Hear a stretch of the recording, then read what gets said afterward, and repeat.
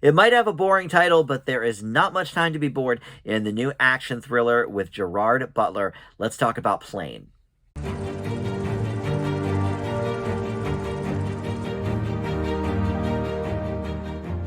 Hey guys, Dan here. This is Dan Reviews It. Welcome to my spoiler-free review for the new film Plane. This is in theaters right now, and it features Gerard Butler as an airline pilot flying on New Year's Eve when disaster strikes.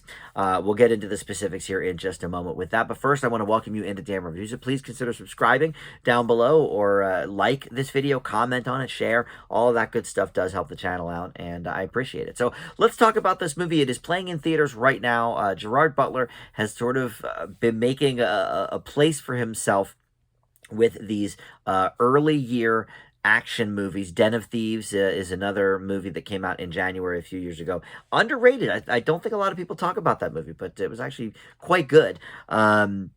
But this is another, that was, a heist movie kind of thing.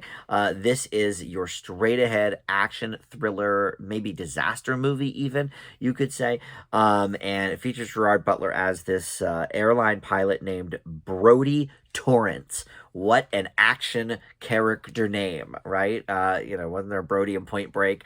So Brody Torrance is the character here, and he is taking, command of this flight, but they hit a bad weather storm and end up crash landing in a remote part of the Philippines, which apparently is real. Jolo, it's called. And I don't know how real the specifics of it are for this movie, but in the movie version anyway, it has been just taken over by militia groups, and so it's a very dangerous place to be. So he's got to figure out how to save his passengers and as well try to get the word out that they're even there, because of course, the radio goes down, and et cetera, et cetera. So also featured in this movie is Mike Coulter, who you might know from The Good Wife and The Good Fight, and is currently starring on Paramount Plus as Evil, which is a great show. But he is playing one of the passengers who has a shady backstory. He's been extradited on charges of homicide, so that's why he is on there with like a U.S. Marshal. Tony Goldwyn is here as a former Special Forces op who wants to lead the rescue effort here. And there's a few other people you might recognize, but, nobody with a bigger name than Gerard Butler, certainly.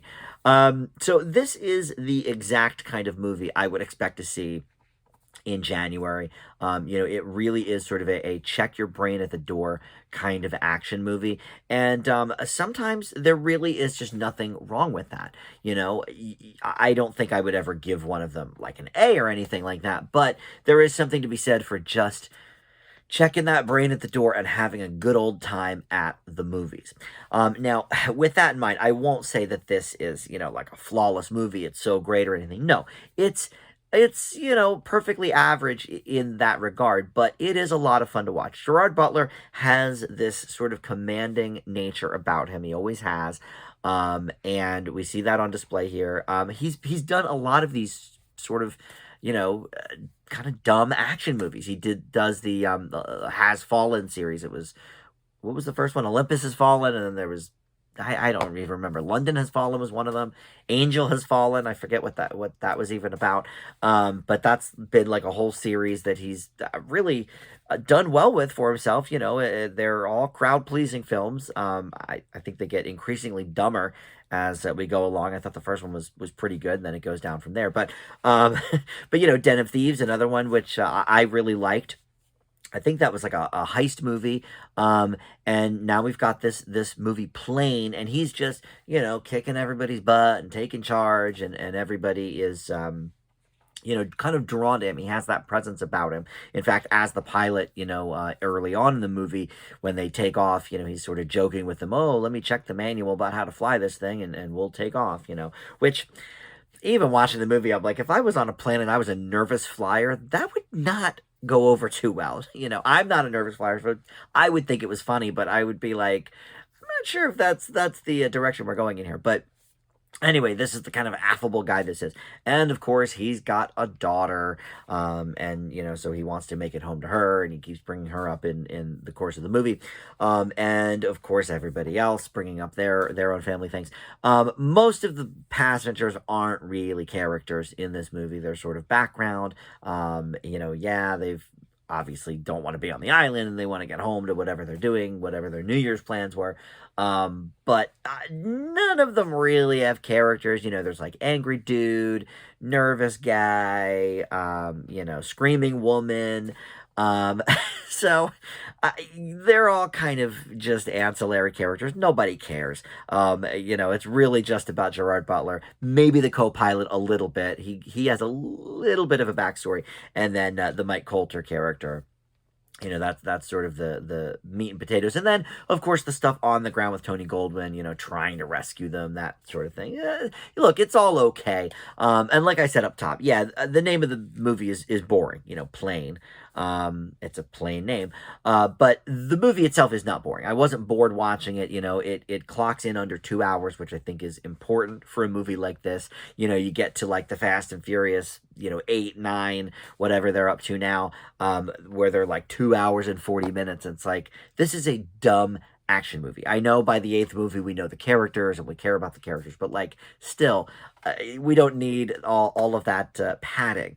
Let's just get to the meat and potatoes, and they do that here. The plane goes down probably in the first 20 minutes of the movie, which is weird that they even call it plane because they're barely on the plane. I guess calling it island also would be boring, but they spend a lot more time on the island. They could have called it Jolo or something. I don't know. Anyway, all that aside, a movie like this, is never going to score, like an A for me because it is really a check your brain at the door kind of thing. But for a fun night out at the movies in January, and there's like a little bit of humor here. There were definitely some people in my showing that were, laughing because of some of the absurdity. This is one of those movies where it keeps getting more and more crazy and absurd as it goes on. But sometimes that's okay. The direction is just fine. There's nothing necessarily that interesting about it. There's some kind of cool kills if you're into that. A little gory for my taste personally for an action movie, but I know there's a fan base for that kind of thing, for the slicing of the necks and stuff like that.